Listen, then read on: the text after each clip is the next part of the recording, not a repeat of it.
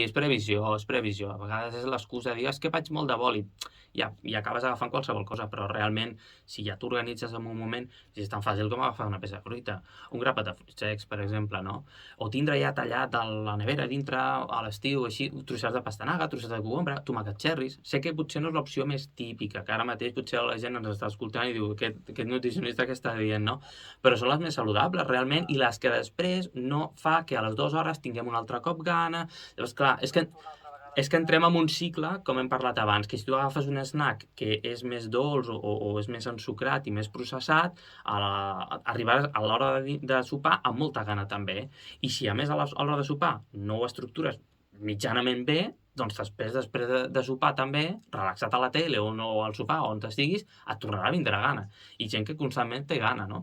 Llavors, persones així, quan jo els començo a donar una estructura, és que en 1 o 2 setmanes em venen i al·lucinen. Diu, és que ja no tinc... No em fa falta, ja està, em quedo bé. I m'ensenyen fotografies, perquè a vegades els dic, escolta, porta'm fotografies del que estàs menjant, no? Perquè així controlem bé. I a vegades els dic, ostres, només estàs menjant això? Dic, em sorprèn, no? Perquè amb el que menjaves abans, la quantitat ara s'ha reduït molt, però té molt de nutrient.